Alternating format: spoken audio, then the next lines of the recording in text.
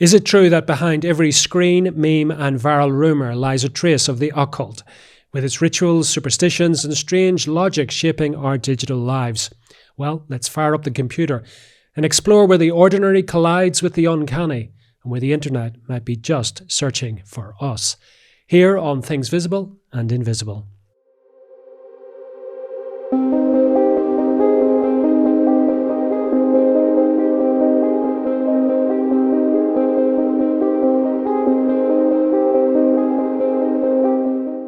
Shira Chess is a scholar of digital media, folklore, and contemporary culture.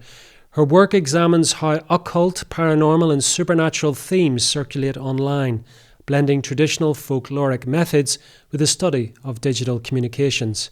In her book, The Unseen Internet, Conjuring the Occult in Digital Discourse, she explores how online communities, memes, and social platforms engage with supernatural concepts from conspiracy theories to paranormal storytelling, demonstrating that the internet is a modern space for the circulation of cultural magic and belief.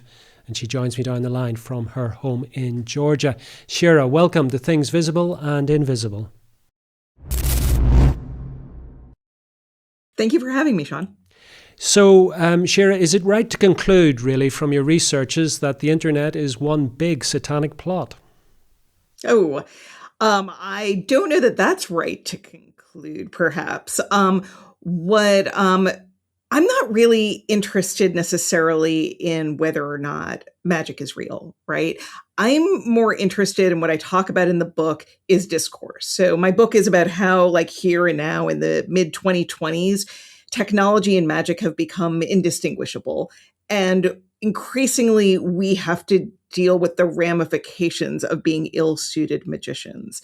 So I don't, I certainly wouldn't make any claims about satanic plots. I'm not here to usher in a new satanic panic. More thinking about how things that are both seen and unseen affect our discourse, and how sometimes these things just sort of live in the wallpaper and guide how we talk about things and think about things.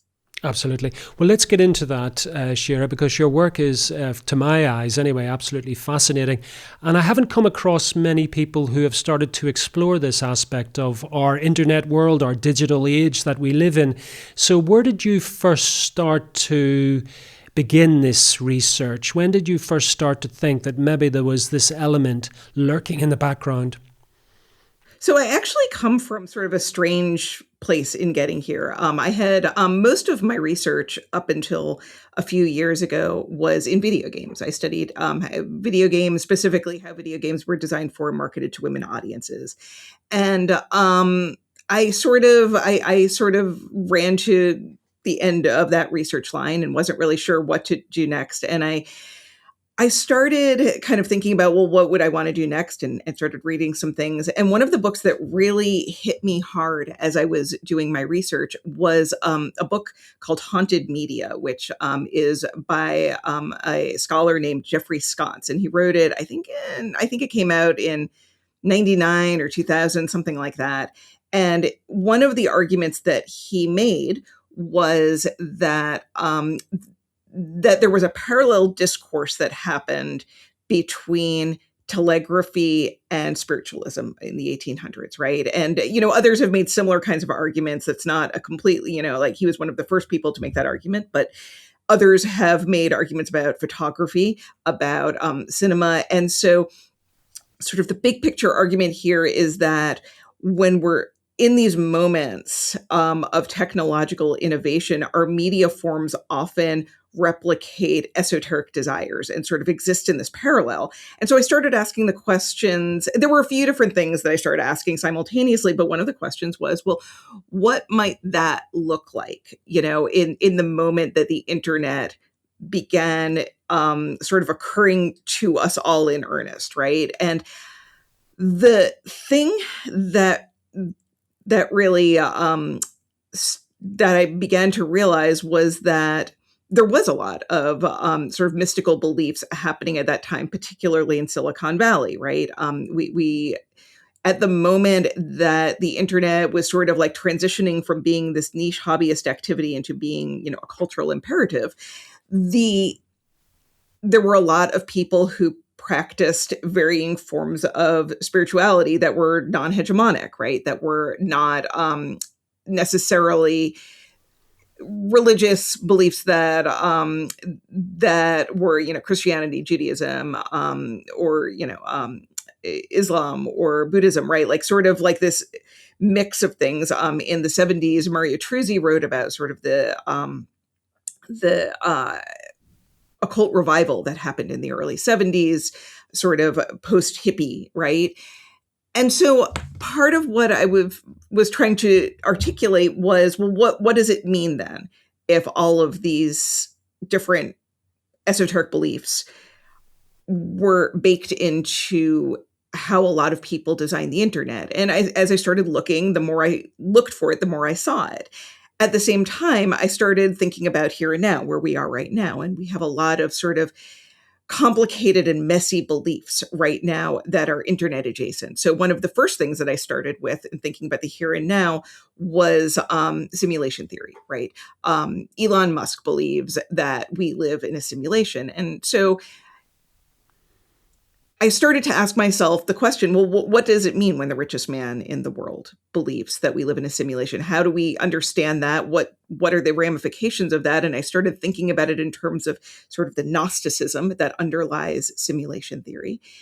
And from there, as I said, I was a video game scholar. So I don't know whether or not we live in a simulation. That's above my pay grade. But what I do know is how to analyze a game. So I started thinking about, well, what does that game look like? How do we understand this sort of esoteric game that we're all playing together because of this belief system? So it's sort of, I go back and forth a lot between the 80s and 90s and today, and thinking through what all of these different beliefs might possibly mean. That's absolutely fascinating. It's very interesting where you started with this, because you're right, the rise of spiritualism in the 19th century and the telegraph, which I think somebody coined the expression, it was the Victorian internet. It's a kind of an interesting parallel, if you like, to where we are today. You alluded to this sort of myriad or variety of beliefs in Silicon Valley that were permeating maybe the minds of the people who were involved in the creation of the internet. Can you speak a little bit more about that, Shira? I mean, are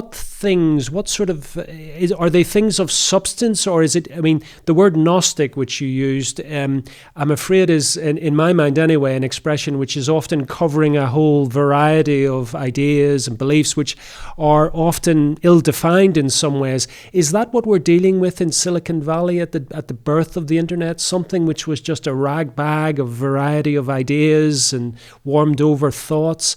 Or was there something, have you come across something which was a little bit more defined? No, it was very much sort of a cut and paste of all possible traditions, right? Which worked well with the internet, right? The internet was sort of this space where all of a sudden all of these people were able to communicate. And part of the argument that I make in the book, so first of all, my favorite example, for whatever it's worth, is in a couple of his memoirish books. Jacques Vallée, who is co-inventor of TCP/IP at the packet sharing protocol at the Stanford Research Institute, right? When we're like, ARPANET. He writes about in his books a secret group known as the Midnight Irregulars. And I found that story so fascinating, right? And it's a couple of quick mentions that he makes to it, but he talks about how they use the network facilities for trading things like, both drugs and then also sort of esoteric things and spells. And so I was like, oh, well, that's fascinating. Who is this group? And I never actually figured out who the group was. I didn't get much out of Jacques Vallée, as it turns out. But there were also a lot of internet adjacent people that had a lot of esoteric beliefs. Timothy Leary had a lot of beliefs, that were occult leaning, right? And he influenced a lot of Silicon Valley at that time. And so there's just sort of this sort of, as you said, grab bag of different kinds of belief systems. Some of it is Eastern beliefs, right? And sort of indigenous beliefs. Some of it is the transformation of witchcraft into Wicca. Some of it is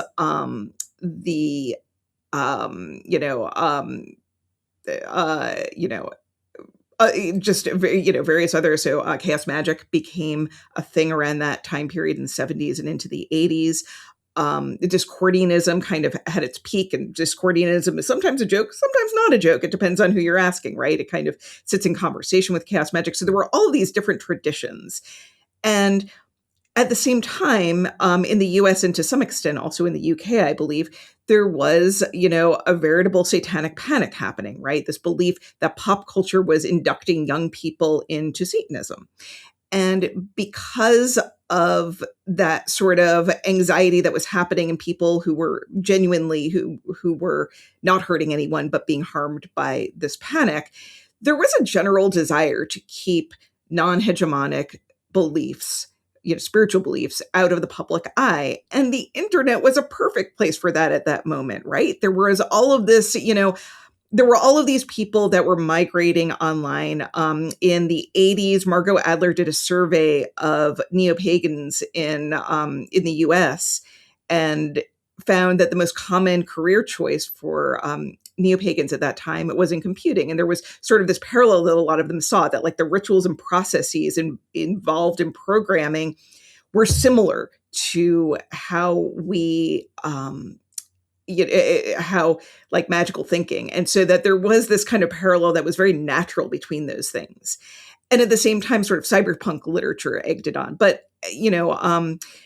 the satanic panic meant that a lot of people were trying to hide their practices and do them quietly, but also still network with one another. And because all of these different people with all of these different practices were all migrating online simultaneously, a lot of them were towards bulletin board systems. So the early internet, a lot of people used Usenet and bulletin board systems, and there was actually a network of I think over 70 esoteric themed BBSs called Podsnet, the Pagan Occult Distribution Systems Network. There were all of these different esoteric, BBSs.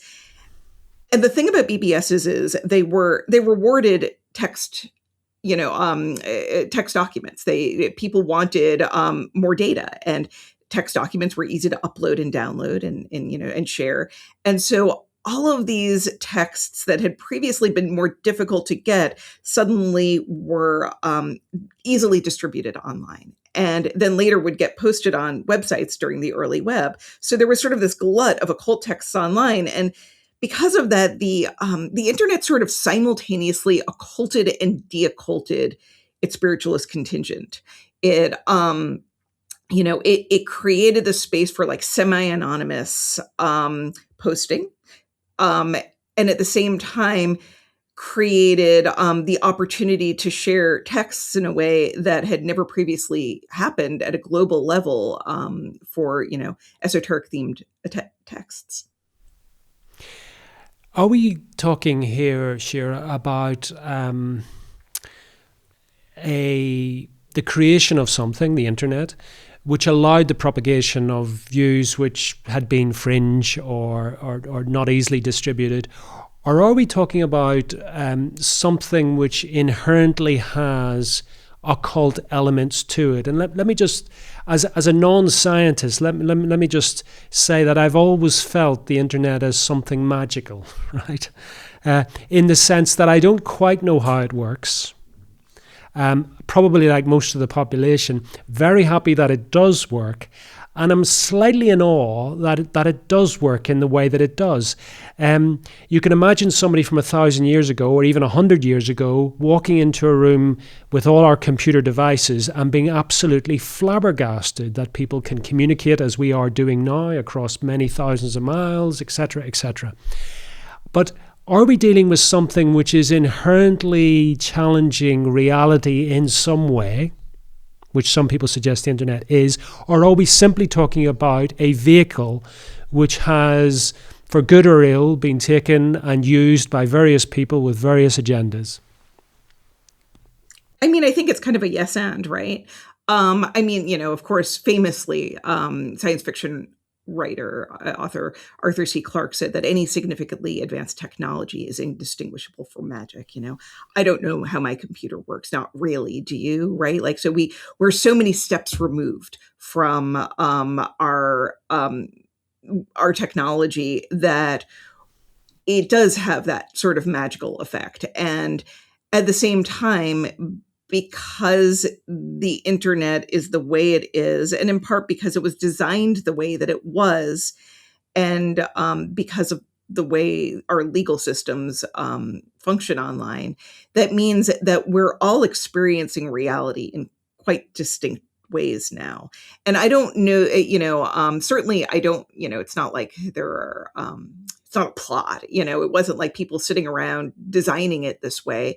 It's more like this is how we humans seem to be migrating online, is this, sort of responding to the ineffability of the air that we speak to every day, and trying to make trying to make sense of it in however we can. I take what you're saying. I'm just thinking, though, as you're speaking there, that if we were to look at the history of the internet, and I'm using very broad brush here, Shira, but we could probably construct quite an advanced argument that the internet hasn't been a great force for good in the world. If you think what the major internet searches are, if you think about some of the behaviors online, the way that people behave on X, for example, et cetera, is this just human beings being human beings, or is there something in the internet which kind of releases something within us, or allows us to gravitate towards, or something which is not that healthy for us? I mean, I think that the early internet was certainly a lot healthier than this. And the more humans that you have online, the more troubling things get. But I also think that sort of the monster of this story isn't the humans, but the corporations that have, constructed the internet, that guide the internet, that force us to move about in certain ways. And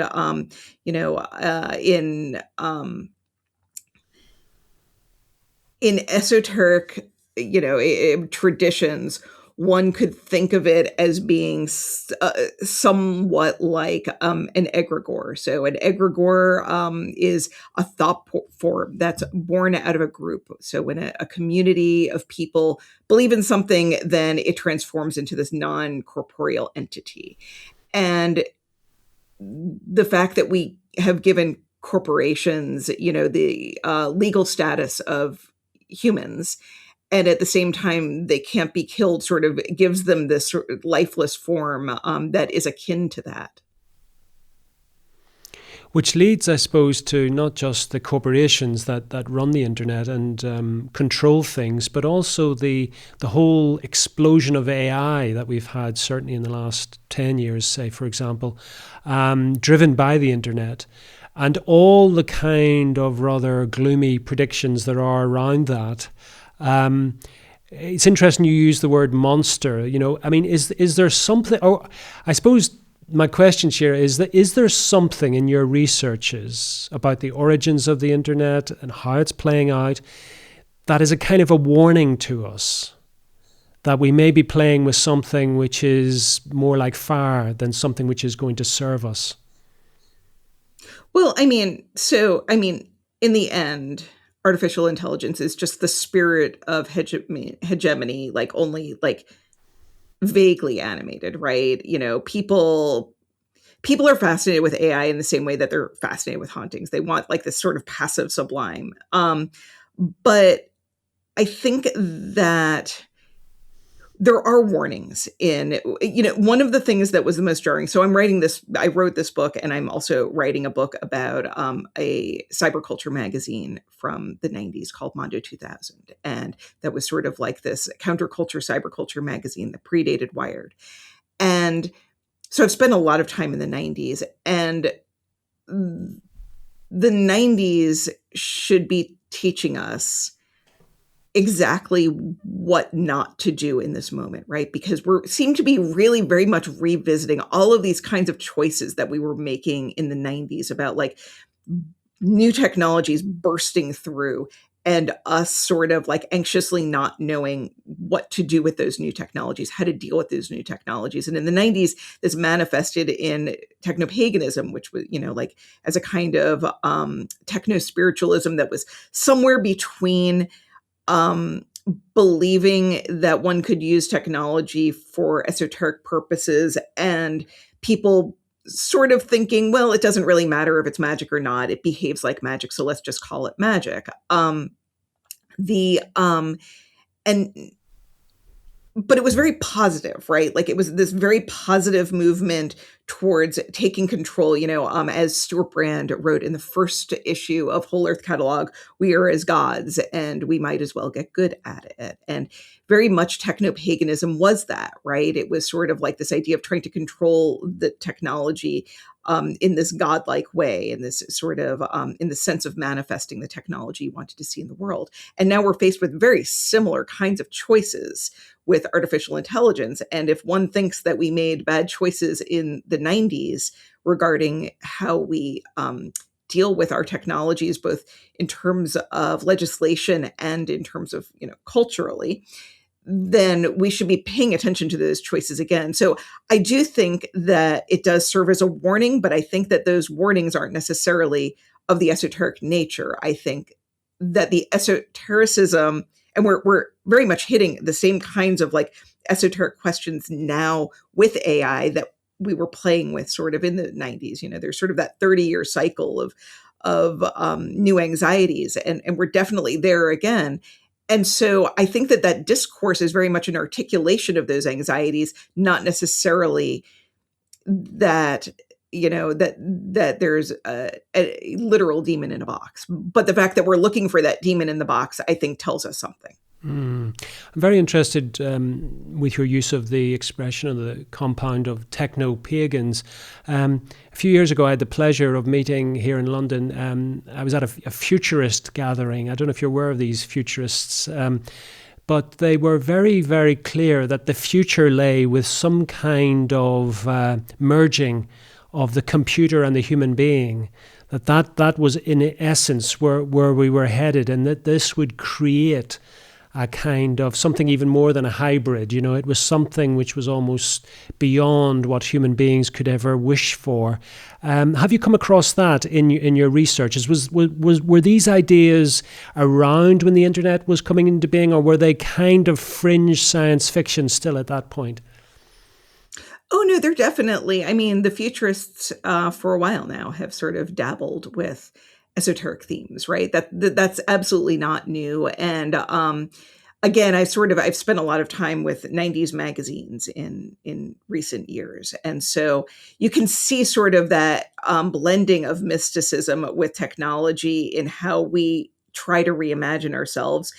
And to some extent, you look back at all of the old cyberpunk literature from the 80s and through the 90s, and it all has magical themes to it, right? There was always sort of this imaginary that at a certain point, as Arthur C. Clarke says, it's indistinguishable. It doesn't matter. It's all the same thing, right? He's talking about the slippage of literary genre, but it still follows through. It still becomes this uncanny space where we don't know where we end and the machine begins.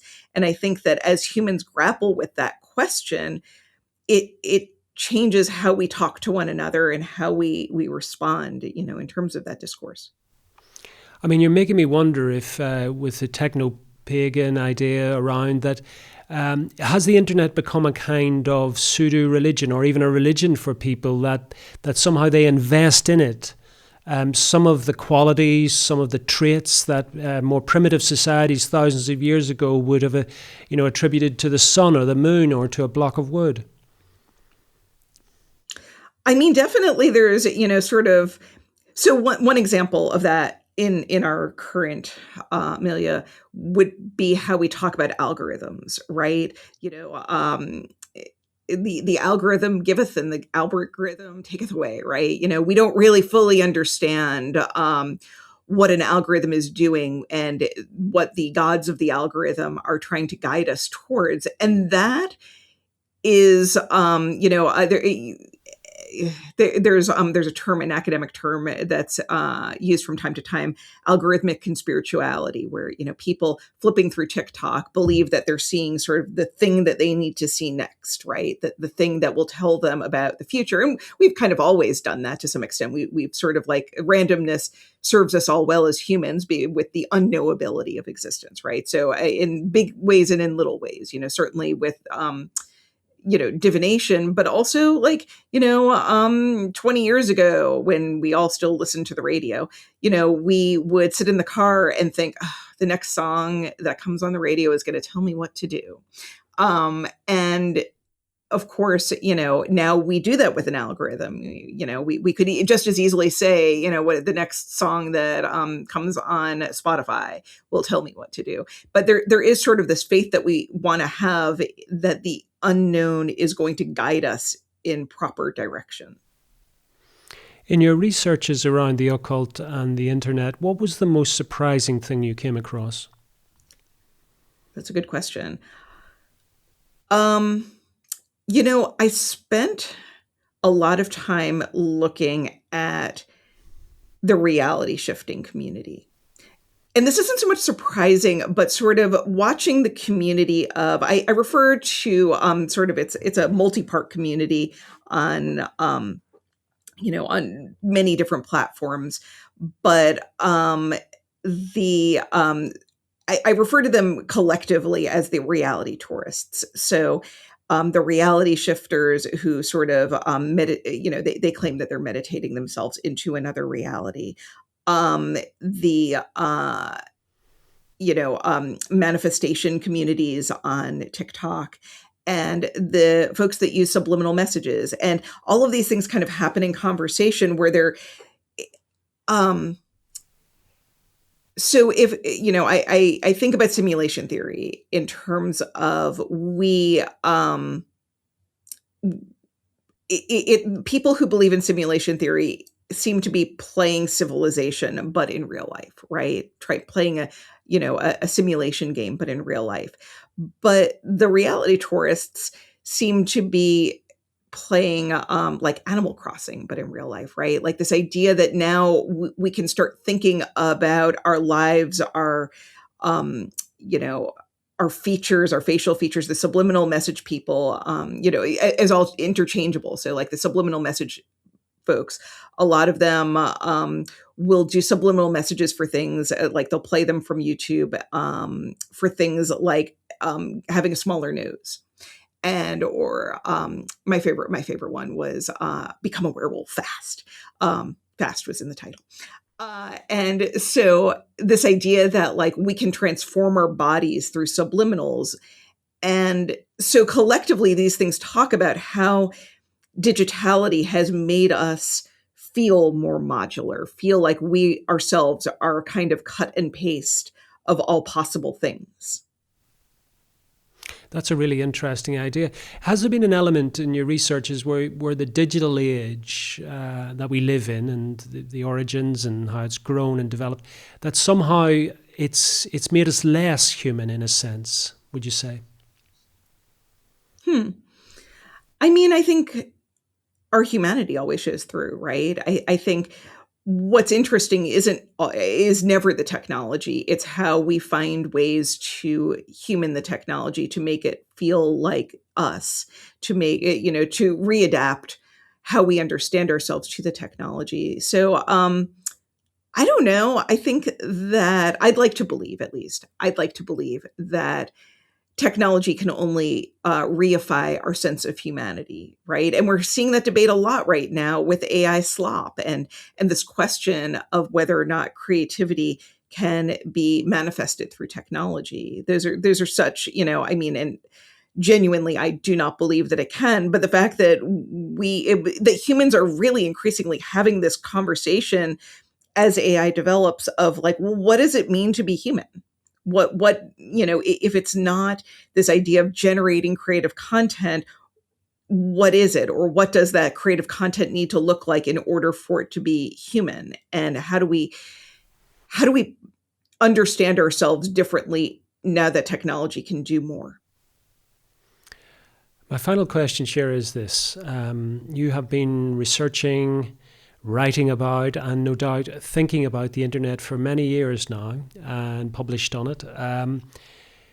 What in your darkest moments are your greatest fears for the future, for humanity and the internet?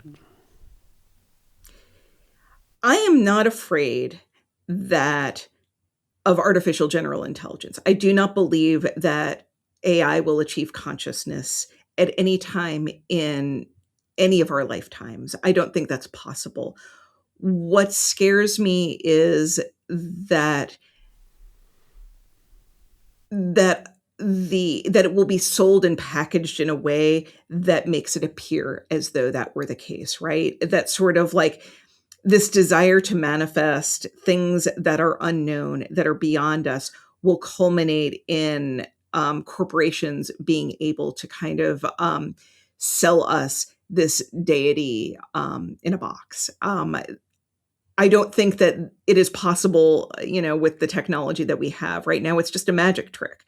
But this desire to create, this non-human entity has always been there, right? Like, I mean, if we look back through human history, it's always been there. So the question is, now that we're at this moment where we can have this thing that behaves like a human, but without any of the responsibilities of a human, how do we, I worry that we will conflate that with humanity and that corporations will be able to pull the magic trick on us. Interesting. Shira, tell people where they can find out more about you, your researches, and where they can pick up a copy of your book. Yeah, my book is MIT Press. You can get it anywhere. You can get it certainly through the normal channels, but also through MIT Press's website. And additionally, I have a Substack, Unseen Internet. Those are the best ways to read my work. Shira, for now, thank you so much for coming on Things Visible and Invisible. Thank you so much for having me here. Thank you for joining us on another episode of Things Visible and Invisible. We're dedicated to uncovering phenomena that challenge our understanding of reality, from ancient enigmas and paranormal encounters to scientific anomalies and forgotten histories. If you enjoyed this journey into the mysterious and unexplained, please consider subscribing to our channel and hitting the notification bell to stay updated on future explorations. Have a personal experience or story that aligns with our investigations? We'd love to hear from you. Visit our website at tvi.show and reach out through our contact form. While we can't feature every submission, we review them all, and your story might be featured in an upcoming episode. To support our continued investigations, please consider becoming a Patreon supporter or channel member. Your contributions make these explorations possible and give you access to exclusive content, early releases, and monthly behind-the-scenes discussions with our team. Don't forget to check out our merch store. We've got everything from TVI-branded t-shirts and hoodies to stickers and coffee mugs, perfect for showing your support while keeping the mysteries close. Thank you for watching, and we'll see you next time as we continue to explore the things visible and invisible.